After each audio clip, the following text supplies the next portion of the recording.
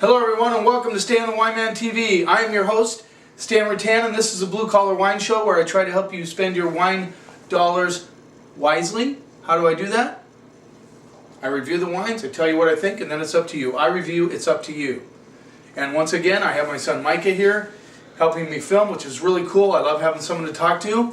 And we're both really excited because Seahawks are back in the Super Bowl. As predicted. I predicted about a month and a half ago, I said Patriots, Seahawks, and that's exactly what's going to happen.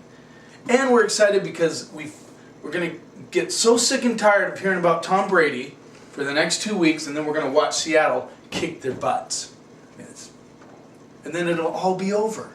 We can relax and smile.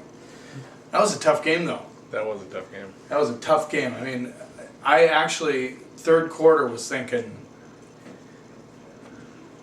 maybe I'll have to watch a different Super Bowl without the Seahawks. I mean, honestly, I didn't want to give in, but I was thinking I had to prepare myself mentally, and then, man, they just came back. And I am, I just have to tell you, I had respect for Aaron Rodgers until he said he thought Green Bay was a better team. They were not the better team. Not even. I mean, you let a team come back like they did in the fourth quarter, you are not the better team. Anyway, exciting stuff. Kind of cool. Oh, yeah. 2 in a row. That doesn't happen very often. So as I said, this is my first episode for this week, and we're going to continue on with the Australian thing. I'm trying to get people to really re-look at Australian wines. People gave up on them, as we already talked about, the whole Yellowtail, Lindemans, Jacobs Creek thing, just kind of, everybody got tired of Australian wines, but really that is not what they're about. So we're going to do Australian wines that you probably don't think about when you're going to Australia. Number one wine, I think, if you were thinking about Australia, Michael, what would you say? What would be the number one wine if you were thinking Australian wine? Red. A red wine? What's their number one wine? Oh, Shiraz. Shiraz, yeah. Yeah, Shiraz. That's what everybody thinks. And then, of course, there's Merlot and Cab and those things. But really, and Chardonnay is a big thing in Australia. But really, there's so many other things from Australia that are really good. For instance, how many people go to Australia for Riesling? So that's what we're going to start off with right off the bat. This is from Eden Valley, which is in South Australia, kind of just below Barossa Valley. Eden Valley Dry Riesling 2013 from Pusey Vale, which, by the way, let's get a close-up. See if I did this right. Am I in the right spot? Look at that. The director's giving me a thumbs up. Anyway, Eden Valley Vineyards was actually planted in 1847. Kind of crazy. Now Yalumba owns it. This rolls in at $15. And for those of you who think that Riesling might be expensive at $15, thank you very much, St. Michel, for butchering the price of Riesling with those $8 Rieslings that you pump out there. And by the way, guys, those are great starters, but Riesling goes much further than that. And I found a ton of Riesling that I love in the $17 range. So just don't think that Riesling is overpriced because of $15, because it's not. It's just that St. Michel's a big machine. I love St. Michel, don't get me wrong, but they made everybody think that Riesling can only be $8 a bottle. Let's not go there. Let's see what we get on the nose. See, right off the bat, what I love about this Riesling, it has that rubber boot petrol thing going on. A lot of tropical fruit, too. I get a lot of pineapple, apples, just a touch of peach.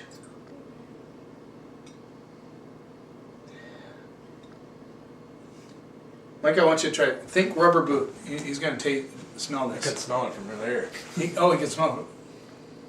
Oh, yeah. Beach ball, rubber boot. I always say rubber boot.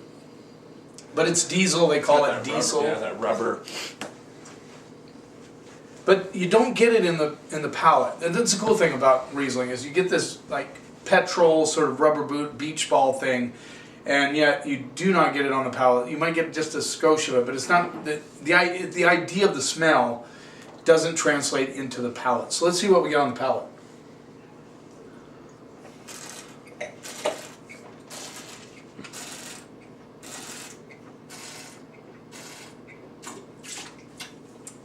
lots of acid. I mean, this is a high acid wine. In fact, I did say Edenvalen dry Riesling. So it's on the drier side. It's delicious. I mean, you got lemon, lime, pineapple, apples all day. Good acidity. This thing would be perfect. Well, it's got enough sweetness, just enough sweetness to go with Asian food, Chinese food, things like that.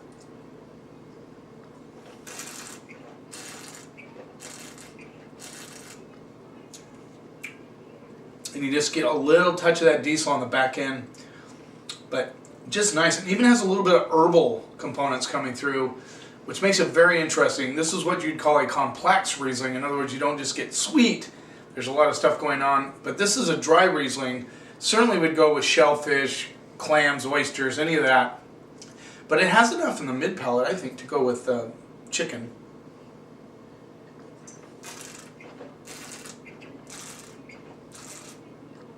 If you're thinking sushi, this would be perfect. I'm gonna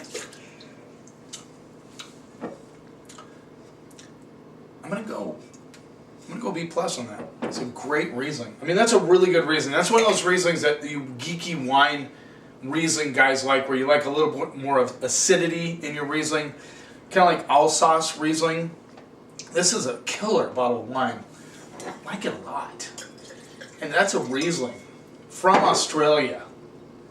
I know a lot of you don't look for it, but you might want to start looking to see if any of your stores carry Riesling. Another one that they do in the white wine category that I'm trying to get my hands on is Semillon. They do really good Semillon.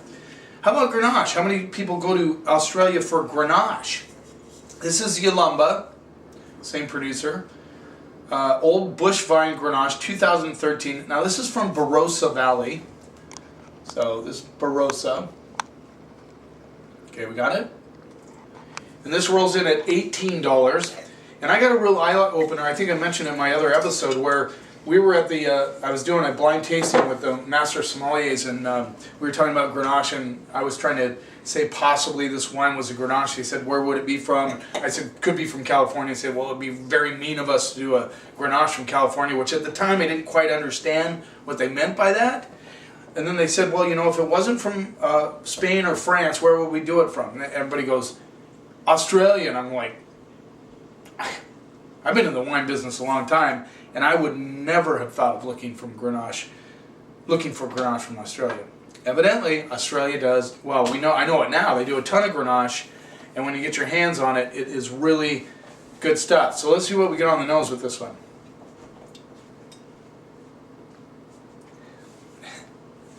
Now Barossa is one of those regions that kind of, a lot of the, I hate to use the word snobby, but the guys that kind of are snobby about wine say it's too fruit forward, all that sort of thing. And, you know, I think Barossa has its place if that's what you're in the mood for. If you want a little more fruity wine, go to Barossa. I'm getting a lot of caramel on it. I mean, like a ton of, like, craft caramels, like melted a little bit. A little bit of eucalyptus, which is not uncommon with Australian Grenache. It's like, it reminds me of strawberries melted with caramels with a touch of eucalyptus.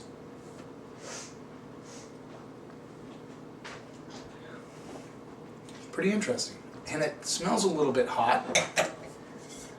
It's always scary when I go look for the alcohol content. It's like, okay, where did they hide it this time?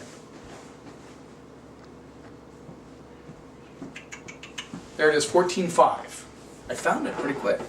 Oh, by the way, I got my little, let's get a close-up of this. I bought this last year after the Seahawks won the Super Bowl, and I said I would open it if the Seahawks made it back to the Super Bowl. So guess what? Mike is going to be over for the Super Bowl, so a few people will have a little bit of maker's mark when they score their first touchdown, which shouldn't be too far into the game, by the way.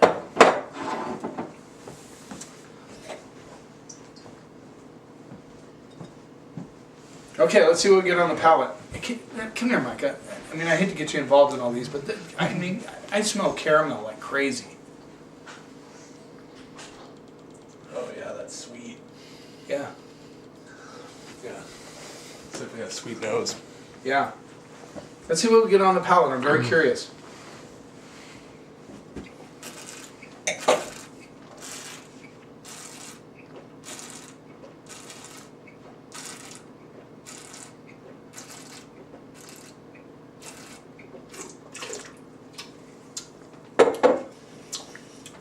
great balance. No caramel on the palate. I mean, just maybe on the back end, just a touch.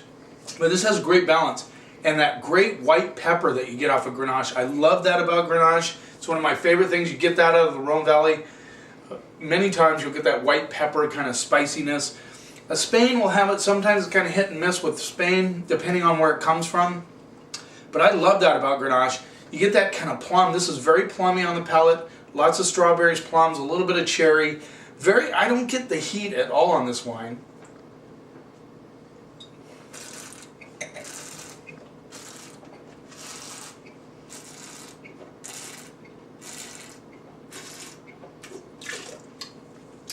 I'm even getting a little dried herb component, little black tea on the back end. This is from Barossa Valley, the land where they come up with these big bombastic Shiraz, and this Grenache from Yalumba is very balanced, good stuff. I've tasted bigger Grenache, or Grenache as they say in Spain, from Spain. I mean, Jorge Ordóñez, puts out some big fruit bombs. This is nothing like that. I'm even getting a little bit of that eucalyptus kind of mintiness on the back end, which is really cool. This is really good Grenache. You'll have to try it after we're done shooting.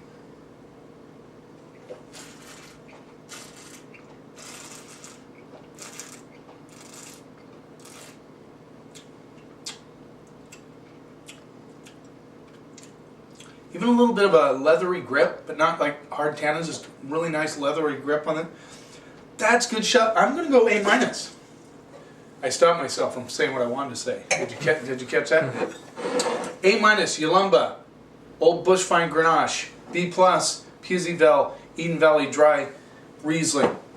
Guys, if you've given up on Australian wine, you need to quit buying Yellowtail, Lindemans, Jacobs Creek. You know, some of those fruit bombs, even Wolf Blast can be a little bit over the top.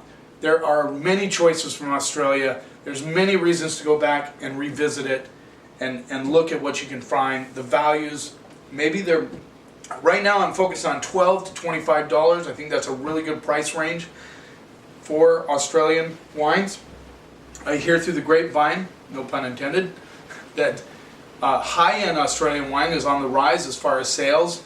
I don't really care about those high-end wines. I mean, when we're talking high-end, all the Molly Duker wines are $90. They're $25, $29. Some of the lower-end ones, which I really like. But there's a lot of great balanced wines from Australia, so don't give up on it. Remember this. Wine is just fermented grape juice. It's not a mystery. It's not complicated. You just have to believe in your palate. It's your palate. Don't let anybody else ever tell you what you should or shouldn't like. But always remember to expand your palate, to try new things. If you do that together, we can take the snob out of wine.